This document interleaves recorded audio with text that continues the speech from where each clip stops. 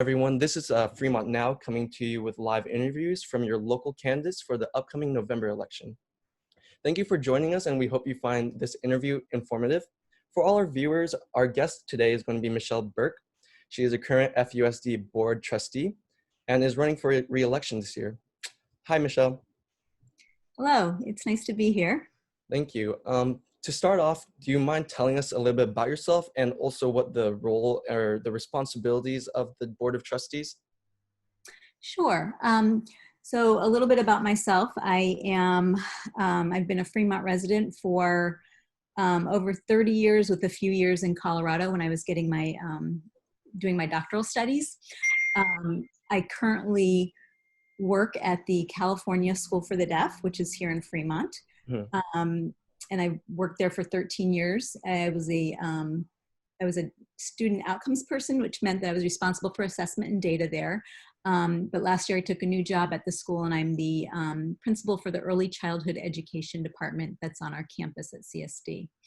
I have a child who is an FUSD student, so I'm a parent in Fremont, and I have been on the board since January of 2015. So I was unique in that I was appointed to the board to fill out a seat for somebody who'd moved over to city council, and then ran for election in 2016.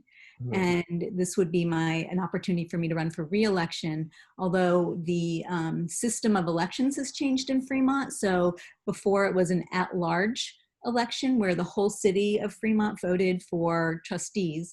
Now we're moving to what's called a by trustee area. And so I'm running for the trustee area 5, which is in the southern part of the city.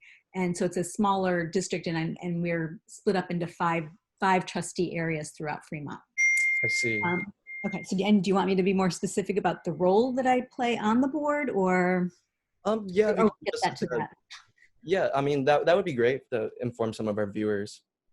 Sure. So overall, a school board member serves in the capacity of broadly, setting policies.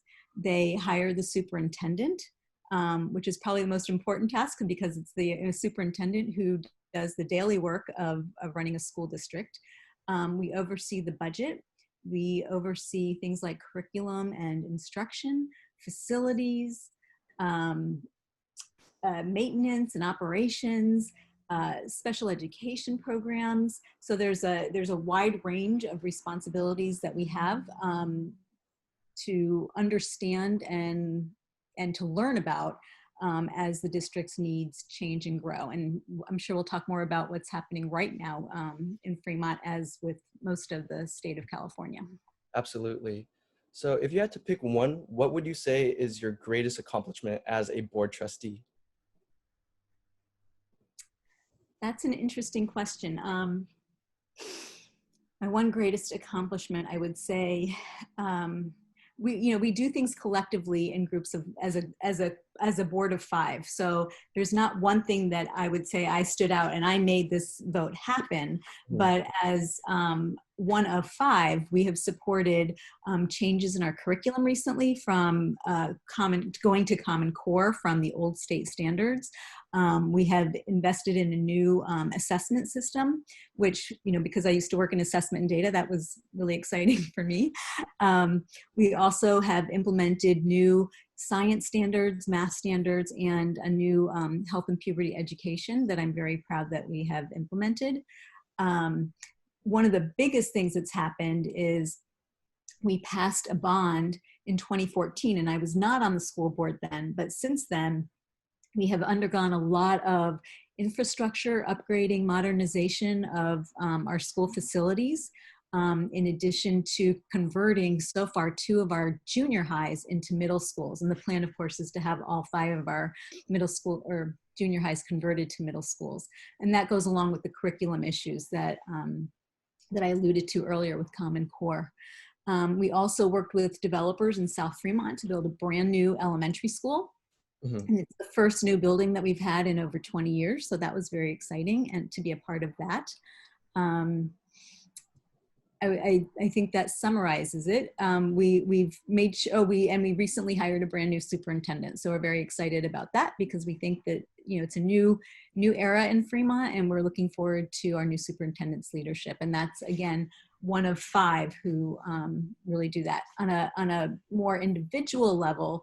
I've worked closely with teachers and program specialists who are in the special education department, and have been pushing towards a more inclusive environment for certain students. And so I've been listening and learning and supporting the efforts that they have made to ensure that all students have access to the general ed curriculum or a general ed environment. So that's been exciting work that I've been very proud of as well. Okay, I like that. So for my next question, do you think the teachers in our district have enough, too little, or too much planning time at the elementary, middle, and high school levels? Did you say planning time? Yeah, for like maybe planning of course curriculum, like in the summer or even like before the week starts. That's a tough question because I don't know any teacher that really has any downtime. I would say that anytime that they have, they're busy planning because constantly, and because I've worked in a school too, you're always thinking about new and different ways to present materials to your students. You're thinking about the students who may have gotten it and, okay, how can I challenge them more? Or the students who seem to be struggling and what can I do differently to make sure that they understand the material? So does anybody have enough time? Probably it's never enough time. But our teachers are always, even during the summer when they're supposedly, off, they're not really off because you can't help but think about the work that you do. And you become a teacher because you're very passionate about teaching. Right. And so a lot of teachers spend their downtime actually getting more education for themselves. They're involved in professional development opportunities. They attend conferences, or now it's more like webinars and things like that. But they're very invested in delivering the best content that they can to their students. So like always like continuous learning at like plan programs. Absolutely. It's funny. The reason I had asked you to bump this up a little bit later is because I was going to my son's back to school night. Okay. Yeah. And what impressed me, and this is just one small sample of the greater teacher population in Fremont, but all of them had talked about how they had to adjust, of course, from a traditional model of having students in their classroom right in front of them to a distance learning model. And all of them had said the kinds of preparation that they needed to do in advance of that, in advance of last Wednesday when we were starting the first day of school. So all of them had alluded to the fact that during the summer they were learning new things, new technology, new software, getting acquainted with different ways of presenting material, et cetera. So I guess the short answer is there's never enough time because teachers are constantly thinking about the art of teaching and how they can do better. Right. It's definitely been a learning curve for like most of us. Yeah. Yeah. So like how would you ensure that teachers have enough time and also resources and pay to effectively provide the best education possible? So you hit on a key point, which was pay. And our teachers are, it's all relative. They are one of the highest paid teaching groups in Alameda County, but they also live in one of the most expensive areas. If they live in the Bay Area, it's one of the most expensive areas to live. So that's a huge challenge that we have as a district, is how do we make sure that our teachers are fairly compensated when they live in a place? And you want your teachers to live and work in the same community, and it's becoming harder and harder for our teachers to do that. The other thing that's unique and hard for our teachers is that their health benefits are not paid from by FUSD. So if a teacher wants health insurance, they need to pay for that out of their pocket. And as you can imagine, those kinds of costs are skyrocketing as well. So we can always do better with more money for our teachers. I think that, we're confounded, or we're constricted by what we do and don't get from the state of California. And that's another conversation that maybe we'll get into. So as for planning and resources, when we were physically in place, we had opportunities for teachers who were interested to work together in groups called PLCs, professional learning communities, where either like a grade level or a content area might get together on a certain day after school. And they, I see chat, should I be responding to the chats or should I ignore the chat? Sorry. Let's go ahead and just continue on with the interview, and we can answer any of the audience questions perhaps at the end. Okay, sorry. No problem. Yeah, so they have opportunities to collaborate. And part of that collaboration process is, you know, as I said, they're always thinking about what we can do better. And so they're looking at how did this, you know, how can I deliver this content better or differently? And then, you know, how do I know that students have understood what I've taught? And if they haven't, what can I do differently? That kind of thing. So we allow for that kind of time in their schedules. And each school site chooses their own schedule, what we call the Bell schedule. And in that, they build in time for either collaboration or individual work, or work that they get support from our district office, where we have math coaches, science coaches, lit coaches, who will come and do training for them. So that group was called the PLC? Yeah, it's a PLC is the formal name for it, but people do it informally all the time. I see. So that kind of leads me into my next question of like transitioning to distance learning. It sounds like you guys are doing like continuous education in terms of PLC, but what has the school board specifically done to help transition to distance learning for all ages? So the first thing we did was to decide that we had to do distance learning. And that was a complicated conversation. Prior to, you know, when we closed in March, we thought, oh, 2 weeks, right? And then we'll be back in school and everything will be fine. And then as everybody knows, it kept getting pushed out. And it just seems that COVID is not really following our school calendar. I don't know why. So that meant we had to rethink just about everything. And so the district worked with the labor groups, our teachers, our custodians, our school secretaries, our paraeducators, to figure out what is coming back to school going to look like, but what is distance learning? So what are the different models that we could possibly implement? And so there was a task force that was set up at the end of the school year, last year, in May, June. And I think about 100 people were meeting in different task forces. They were addressing, you know, human resources. What does that mean? Custodians. What does that mean? Elementary teachers. What does that mean? School nurses. What does that mean? So putting together all of these ideas that, you know, this is what it's going to take for us to come back. So we got all of this information, and then we had a very lengthy conversation at the school board meeting about, okay, what can we do? Should we do, you know, there were 3 options supposedly at the time. It was full-on return, hybrid, or full-on distance learning. And in that conversation, as we realized that there was no way to safely bring back our students and staff and keep, you know, spaces clean, that we had to go full on distance learning. So once we made that decision, we shifted into high gear to, okay, now what do we need to do to make sure that all the teachers, all the students have the resources to access a distance learning environment. So it could be, you know, getting laptops or Chromebooks to teachers and students. It could be ensuring hotspots for students who don't have, you know, great access to Wi-Fi, et cetera. Ensuring that whatever software the teachers are using is installed on the computer. So all of that had to be put into play.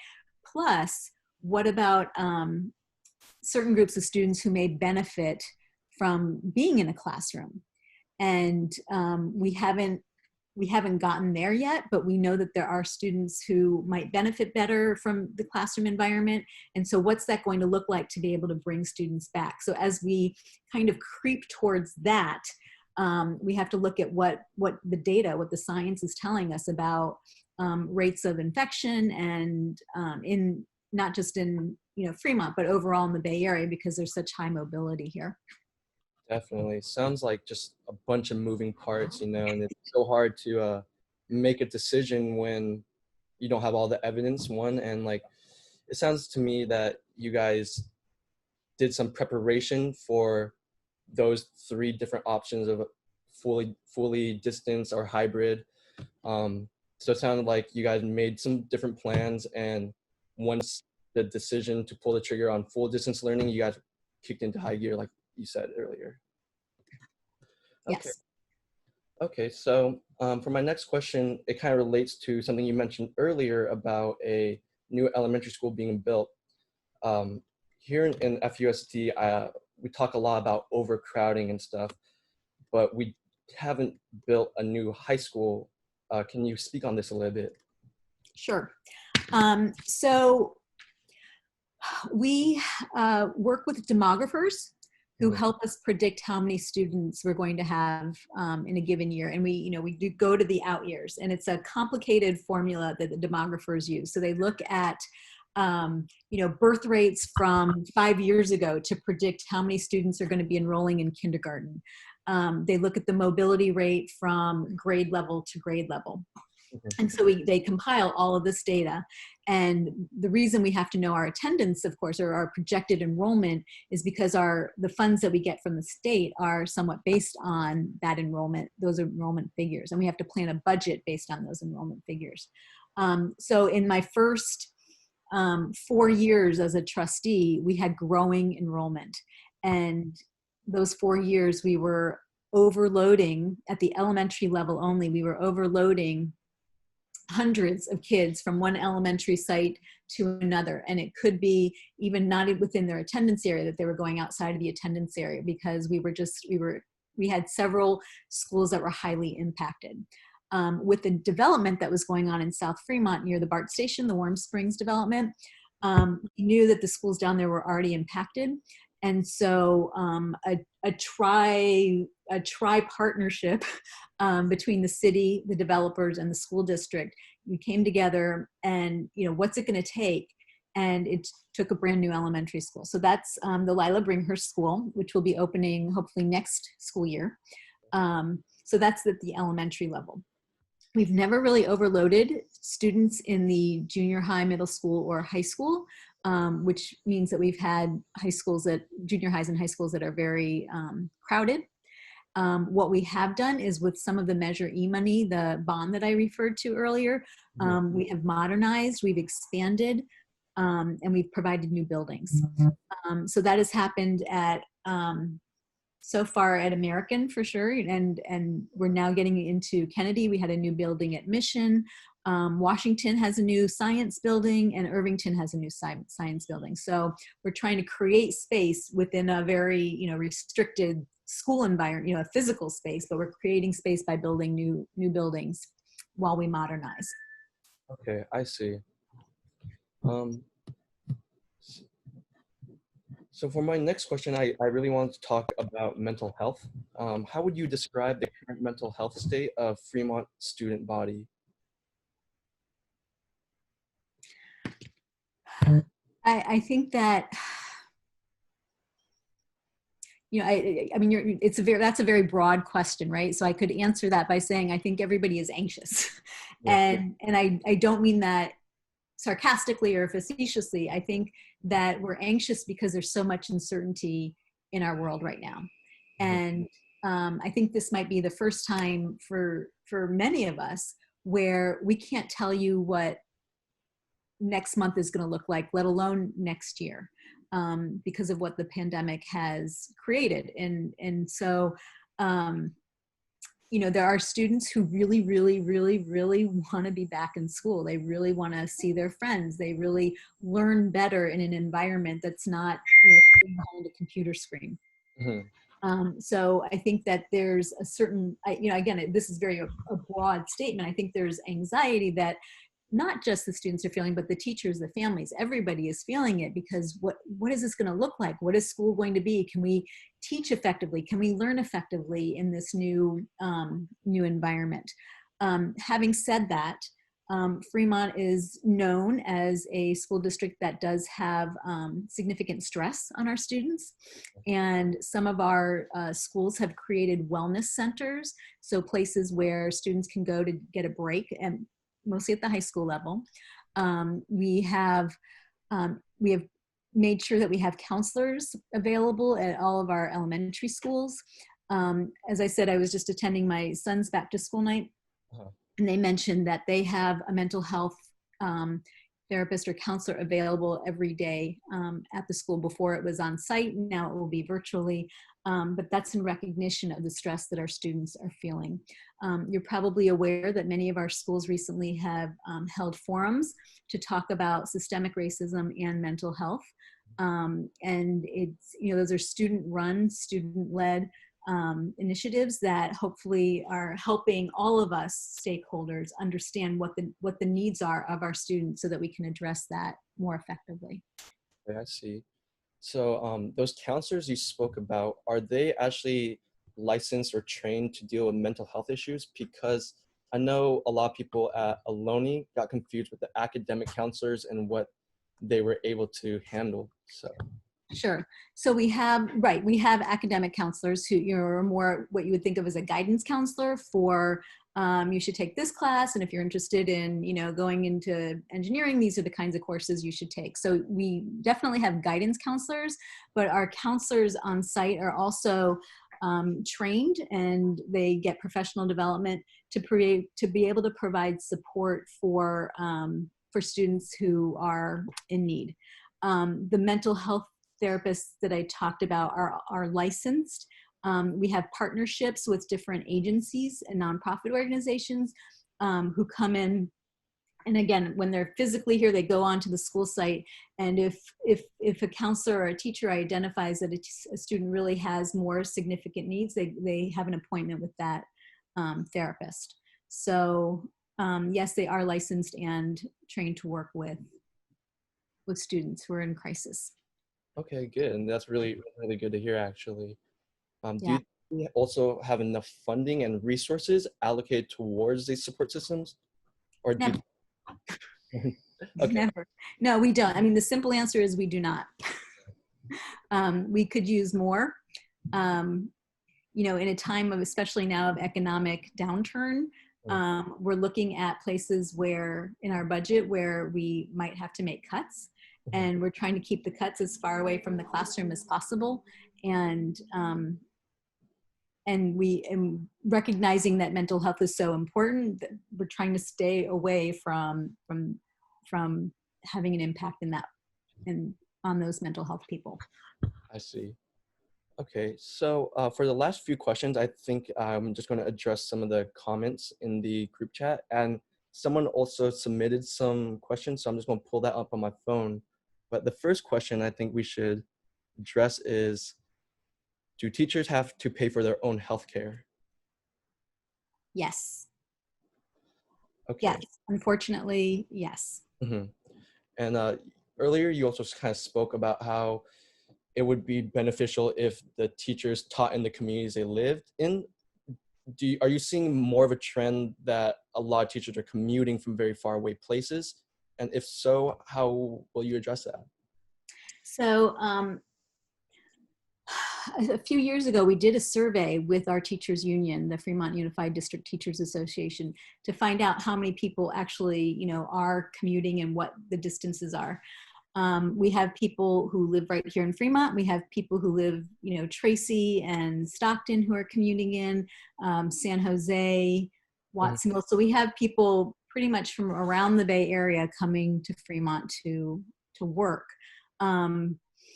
What have we done about it is that in that same survey, we wanted to see what we could do about building housing for not just our teachers, but our other staff members who are also significantly underpaid. As I mentioned, custodians and school secretaries and librarians and, all of the people that work for Fremont. So we thought about, we have some land on some of our school sites that maybe we could do affordable housing, or at least below market rate, that our staff could live on. At the time that we did that, it was it was not appealing, Mm, and so we haven't pursued it. interesting. Um, but maybe, you know, it's something in 2021 that we start to look at again. If there's we need to get the pulse of the community to see if people are interested or not before we would pursue something like that. Definitely, definitely. So we have another submitted question, and this one's, how do you feel about SROs in the FUSD, their roles in the school to prison pipeline, and their disproportionate arrest rates of Hispanic students? So that has been a conversation that that we've been having before the murder of George Floyd, is the role of SROs and the need to revisit Mhm. what SROs are doing in our schools. When it was initially established, the relationship was there because of school shootings were happening around the country, not in Fremont, but around the country. Um, and so we created this relationship with the city of Fremont, and specifically with the police department, where they also did some education programs for our younger students. They provided opportunities for those who might be interested in law enforcement to learn more. So not an internship, but just to have opportunities to engage. However, the board back in July decided to pause, to do a reset, and to really reevaluate what is going on with the SROs. And so it's an opportunity now because of distance learning. We don't need SROs. We've been paying into a contract with the city where we pay some and they pay some to staff the SROs. So that's on pause too. So we are not paying for the SROs. When this issue was coming up, I talked to people at our school sites and I said, tell me what's the DARE program, as Justine is saying. So we talked about the school staff were saying, and this is not my own invention, but it makes sense. It made sense to me. One staff member said, we have to look at the resource. What resources do they provide? And is there anything good within those resources that is worth keeping? Mhm. And I have stated before, I'm not in favor of any kind of weaponry on our campus. I am opposed to, I'm in favor of gun control. So if there was any kind of presence on our campus, it should not be weaponized. There should never be armed people on our school sites. We're creating a task force, and at this Wednesday's board meeting, the people who have applied to be on the task force will be appointed, and they're going to evaluate and come back to the board with some kind of recommendation about what the future of that program, whether it's stop it altogether or revise it or reform it or re-envision it or something. Okay, I see. And And we I have, look forward to the work of the task force to help inform us. absolutely. We have one final submitted question. This one's asked, in a school district that is 89% non-white, why do you feel you best represent District 5? Thank you. That's a good question, and a question that I've thought about a lot. Mhm. I think what I bring to the table, as I said earlier, is that I'm a teacher. I'm an educator. I have teaching credentials and currently work as a principal at a school site. So I have that very close understanding of what it means to operate a school. I'm a parent of a child in my trustee area. So the experiences that my child has are very similar to the experiences that other students have and what he and our family is experiencing is similar to what other families are experiencing.